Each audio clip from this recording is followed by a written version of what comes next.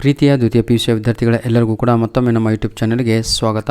ಬನ್ನಿ ವಿದ್ಯಾರ್ಥಿಗಳೇ, ಈಗ ಈ ಒಂದು ಆನ್ಸರಿನ ಪ್ರಶ್ನೆಗಳನ್ನು ಏನು ಕೊಟ್ಟಿದ್ರು ಅಂತ ನೋಡ್ತಾ ಹೋಗೋಣ.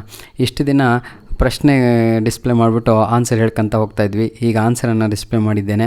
ಈಗ ನಿಮಗೆ ಫ್ಲ್ಯಾಶ್ ಆಗಬೇಕು ಇದು ಯಾವುದು ಅಂತ, ಆಯಿತಾ. ಓನರ್ಶಿಪ್ ಆಫ್ ಪ್ರಾಪರ್ಟಿ ಅಂತ ಇದೆ.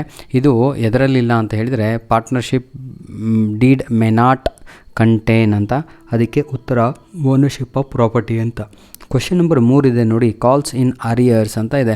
ಕಾಲ್ಸ್ ಇನ್ ಅರಿಯರ್ಸು ಎದಕ್ಕೆ ಕರೀತಾರೆ ಅಂದರೆ, if a shareholder fails to pay call money. ನೋಡಿ, if a shareholders fails to pay call money, ಆಯಿತಾ, ಅದನ್ನು ನಾವು ಕಾಲ್ಸ್ ಇನ್ ಅರಿಯರ್ಸ್ ಅಂತ ಕರಿತೀವಿ. ಕ್ಲಿಯರ್. ಕ್ವಶನ್ ನಂಬರ್ 4 ನೋಡಿ ಮಕ್ಕಳ, ಏನಂತ ಇದೆ ಆನ್ಸರು, ಕರೆಂಟ್ ಲಯಬಿಲಿಟಿ ಅಂತ ಇದೆ. ಇದಕ್ಕೆ ಪ್ರಶ್ನೆ ಏನಿತ್ತು ಅಂದರೆ, short term borrowing appear in a companies balance sheet under the head dash ಅಂತ ಇದೆ, ಕರೆಂಟ್ ಲಯಬಿಲಿಟೀಸ್ ಅಂತ.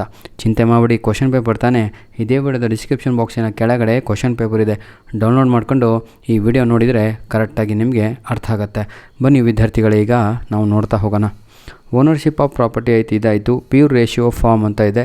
ಇದು liquidity ratios are expressed in pure ratio form ಅಂತ. ಯಾಕೆ ಹೀಗೆ ಅಪ್ಲೋಡ್ ಮಾಡ್ತಾ ಇದ್ದೀನಿ ಅಂತ ನೆಕ್ಸ್ಟ್ ನಿಮ್ಗೆ ಈಗ ಗೊತ್ತಾಗುತ್ತೆ, ಚಿಂತೆ ಮಾಡಬೇಡಿ.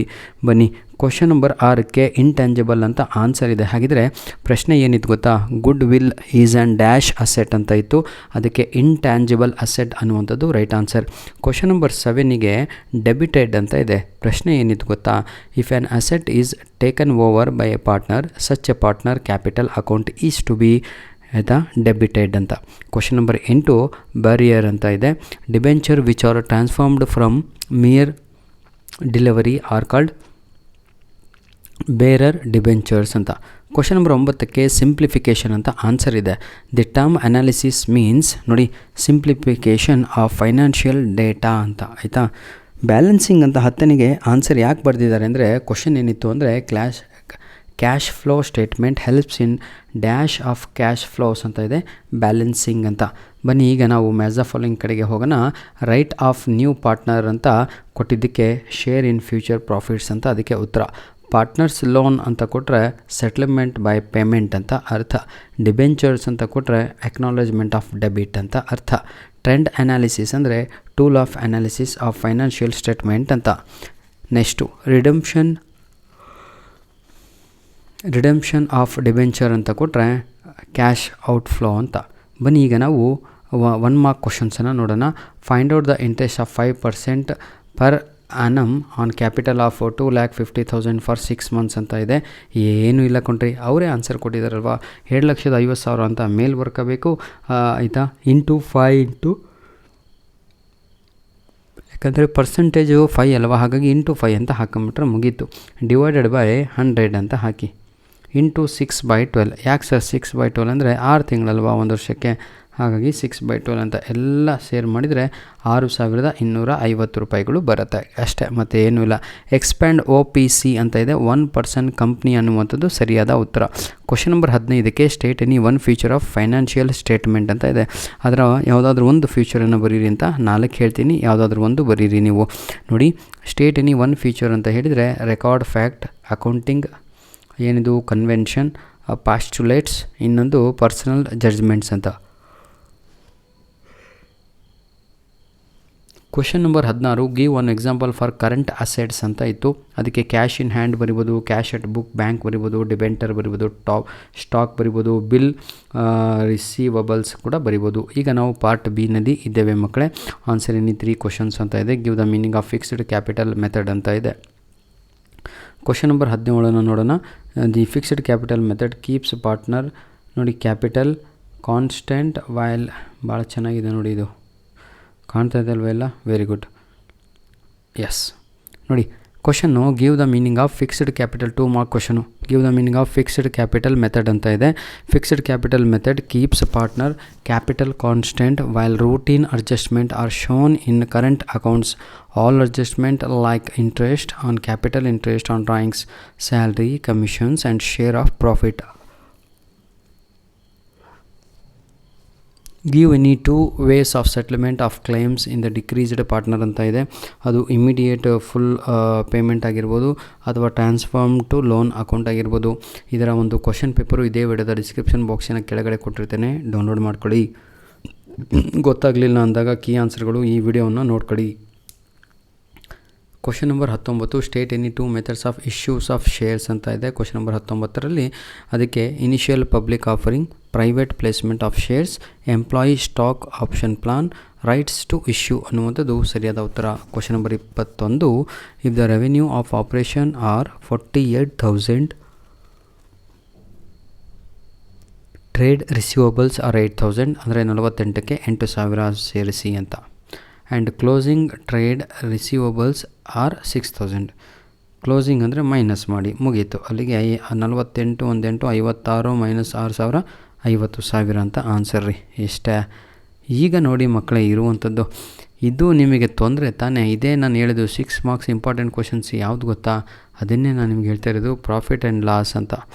ನಿಜವಾಗಿಯೂ ಹೇಳ್ತೀನಿ, ನಾಳೆ ಇದು ನಿಮಗಿರುತ್ತೆ. ಇದನ್ನು ನಾವು ಏನಂತೀರ ಅಪ್ರಾಪ್ರಿಯೇಟ್ ಅಕೌಂಟ್ ಅಂತ ಕರಿತೀವಿ, ಹೌದಲ್ವಾ? ಮೆಥಡ್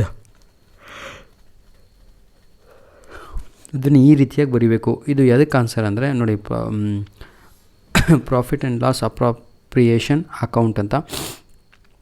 ಈ ವಿಡಿಯೋದ ಡಿಸ್ಕ್ರಿಪ್ಷನ್ ಬಾಕ್ಸಿನ ಕೆಳಗಡೆ ಕ್ವಶನ್ ಪೇಪರ್ ಕೊಟ್ಟಿರ್ತೀನಿ. ಆ ಕ್ವಶನ್ ಪೇಪರಿಗೆ ಇದೇ ಆನ್ಸರು ನೆನ್ಪಿಟ್ಕೊಳ್ಳಿ. ಅದನ್ನು 6 ಮಾರ್ಕ್ಸಿಗೆ ಈ ರೀತಿಯಾಗಿ ನೀವು ಬರೀಬೇಕು. ನಾಳೆ ಎಕ್ಸಾಮಲ್ಲಿ ಬಹಳ ಈಸಿಯಾಗಿರುತ್ತೆ ರೀ, ಏನೂ ಇಲ್ಲ. ಕ್ವಶನಲ್ಲಿರೋದನ್ನೇ ನೀಟಾಗಿ ಹಾಕಿ ಬರೀರಿ. ಕ್ವಶನ್ ನಂಬರ್ 23ಕ್ಕೆ ಬರ್ತಾಯಿದ್ದೀನಿ ಈಗ. Anil, Ashok and Ajay are partners ಅಂತ ಇದೆ. Sharing profit and losers in the ratio ಅಂತ ಹಾಕ್ಬಿಟ್ಟು ಮತ್ತೆ ಏನು ಮಾಡಬೇಕು, calculate the gain ratio of Anil and Ajay ಅಂತ ಇದೆ.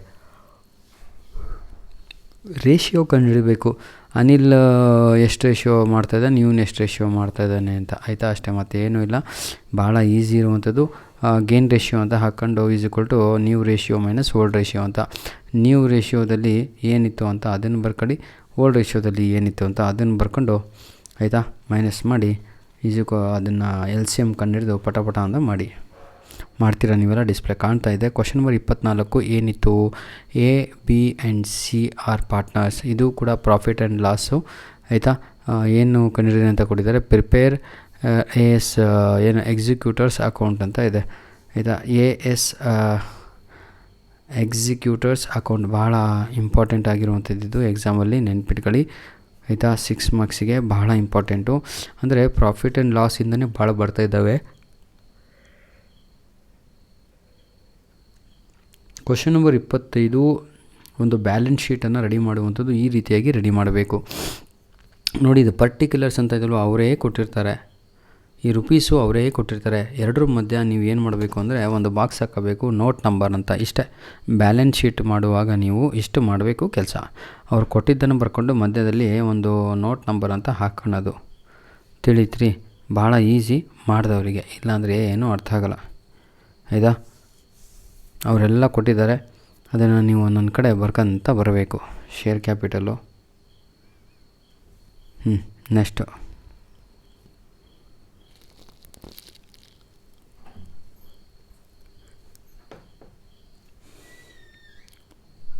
ಕ್ವಶನ್ ನಂಬರ್ 26 ಏನು ಕೊಟ್ಟಿದ್ರು ಅಂತ ನೋಡೋಣ. From the following particulars calculate cash flow from investing activities ಅಂತ ಇದೆ, ಆಯಿತಾ? ಇದನ್ನು ನಾನು ಅಪ್ಲೋಡ್ ಮಾಡಲಿಕ್ಕೆ ಕಾರಣ ಇಷ್ಟೇ. ಕ್ವಶನ್ ಪೇಪರ್ ಡಿಸ್ಪ್ಲೇ ಯಾಕೆ ಮಾಡಲಿಲ್ಲ ಅಂದರೆ, ಕ್ವಶನ್ ಪೇಪರ್ ಇದೇ ವಿಡಿಯೋದ ಡಿಸ್ಕ್ರಿಪ್ಷನ್ ಬಾಕ್ಸಿನ ಕೆಳಗಡೆ ಕೊಟ್ಟಿದ್ದೇನೆ ಮಕ್ಕಳೇ. ಡೌನ್ಲೋಡ್ ಮಾಡಿಕೊಂಡು ಸಾಲ್ವ್ ಮಾಡಿ ರಿವಿಷನ್ ಮಾಡ್ತಾಯಿದ್ದೀನಿ ಅಂದ್ಕೊಳ್ಳಿ. ಕೂತ್ಕೊಂಡು ಒಂದು ಗಂಟೆನಲ್ಲಿ ಮುಗಿಸ್ಬೋದಾ? ನಾನು ನಿಮ್ಗೆ ಹೇಳ್ತಾ ಇರೋದು, ಆಯಿತಾ? ಬರೇ ಕೂತ್ಕೊಂಡು ಪಾರ್ಟೇ ಮಾಡಬೇಡಿ. ಪಾರ್ಟ್ C ತಗೊಂಡು 6 ಅಂಕದ ಪ್ರಶ್ನೆಗಳನ್ನು ಸಾಲ್ವ್ ಮಾಡಿ. ಗೊತ್ತಾಗದೇ ಇದ್ದಾಗ ಈ ಒಂದು ವಿಡಿಯೋ ನೋಡಿ, ಓ ಈ ರೀತಿ ಮಾಡೋದಾ ಅಂತ ಮೈಂಡ್ ಸೆಟ್ ಮಾಡ್ಕೊಳ್ಳಿ. ಅರ್ಥ ಆಗುತ್ತಲ್ವಾ? ಬನ್ನಿ.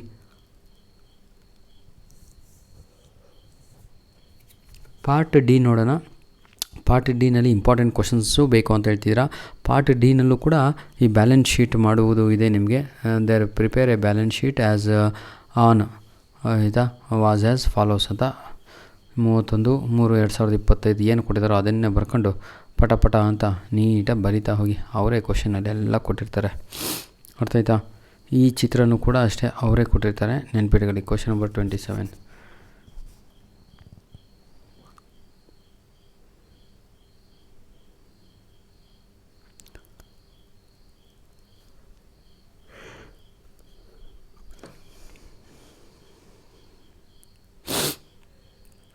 ಕ್ವಶನ್ ನಂಬರ್ 28ಗೆ ಬರ್ತಾಯಿದ್ದೀನಿ ನಾನೀಗ.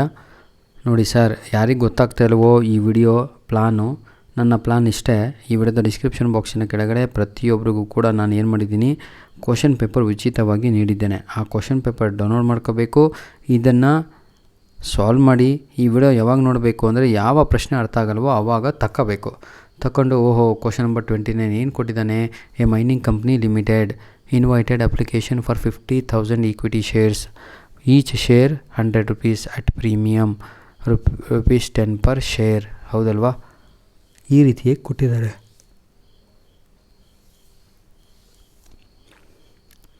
ಒಂದು ಏನು ಕೊಟ್ಟಿದ್ದಾನೆ, ಅವನೇ ಕೊಟ್ಟಿರ್ತಾನೆ ನೋಡಿ. ಏನು ಮಾಡಬೇಕು ನೀವು ಅಂತ,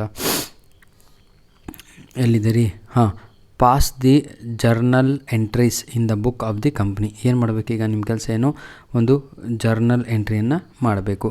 ಒಂದು ಡೇಟಿಗೆ ಒಂದು ಕಾಲಮು, ಪರ್ಟಿಕ್ಯುಲರ್ಸಿಗೆ ಒಂದು, ಹೌದಲ್ವಾ, ಒಂದು ಡೆಬಿಟಿಗೆ ಒಂದು ಕ್ರೆಡಿಟಿಗೆ, ಹಾಗೂ ಇನ್ನೊಂದು ಕಾಲಮ್ ಮಾಡ್ಕೊಳ್ಳಿ. LF ಅಂತ ಇದೆ, IF ಇರಬೇಕಲ್ವ, ಅದು ಕಾಣ್ತಾ ಇಲ್ಲ, ಸ್ವಲ್ಪ ನೋಡ್ಕೊಳ್ರಪ್ಪ.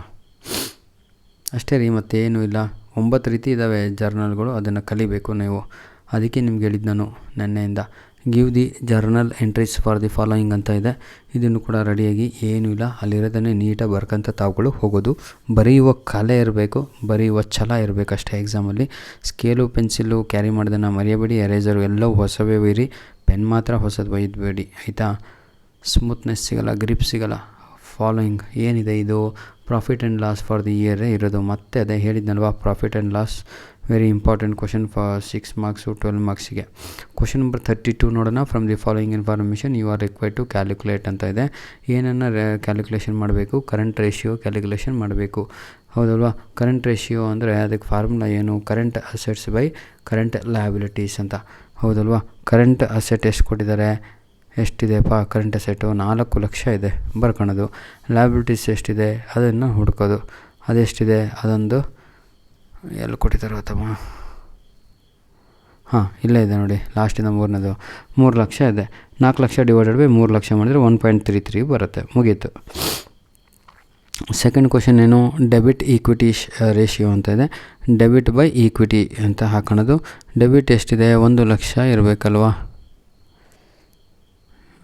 ಡಿವೆಂಚರ್ ಅಂತ ಇದೆ ಅಲ್ವಾ, 1 ಲಕ್ಷ ಬರ್ಕೊಳ್ಳಿ. ನಂತರದಲ್ಲಿ ಕ್ರೆಡಿಟ್ ಎಷ್ಟಿದೆ, ಅಲ್ಲ ಈಕ್ವಿಟಿ ಎಷ್ಟಿದೆ, ಈಕ್ವಿಟಿ ಶೇರ್ಸ್ ಎಷ್ಟು ಅದನ್ನು ನೋಡ್ಕೋಬೇಕು. ಎಂಟು ಕ್ವಶನಲ್ಲಿದೆ.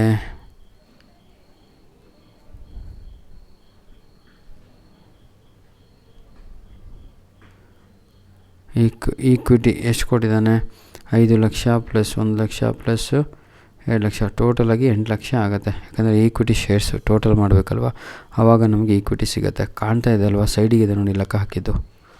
12 ಮಾರ್ಕ್ಸ್ ರೀ, ಹಂಗೆ ಸುಮ್ಮನೆ ಕೊಡಲ್ಲ, ಲೆಕ್ಕ ಹಾಕ್ಬೇಕು ಕೂತ್ಕೊಂಡು. ಅವರು ಲೆಕ್ಕ ಹಾಕಬೇಕಲ್ವ, ಸಂಬಳ ಕೊಡೋಕ್ಕೆ. ಹೆಂಗದು?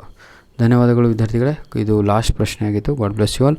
ಇನ್ನೂ ಈ ವಿಡಿಯೋ ಕಾನ್ಸೆಪ್ಟ್ ನಿಮ್ಗೆ ಅರ್ಥ ಆಗಿಲ್ಲ ಅಂದರೆ ಇದೇ ವಿಡಿಯೋದ ಡಿಸ್ಕ್ರಿಪ್ಷನ್ ಬಾಕ್ಸಿನ ಕೆಳಗಡೆ ನಿಮಗೆಲ್ಲರಿಗೂ ಕೂಡ ಉಚಿತವಾಗಿ ನೀಡಿದ್ದೇನೆ ಸರ್. ಕ್ವಶನ್ ಪೇಪರ್ ಡೌನ್ಲೋಡ್ ಮಾಡ್ಕೊಳ್ಳಿ, ಸಾಲ್ವ್ ಮಾಡಿ. ಗೊತ್ತಾಗಲಿಲ್ಲ ಅಂದರೆ ಈ ವಿಡಿಯೋ ನೋಡಿ.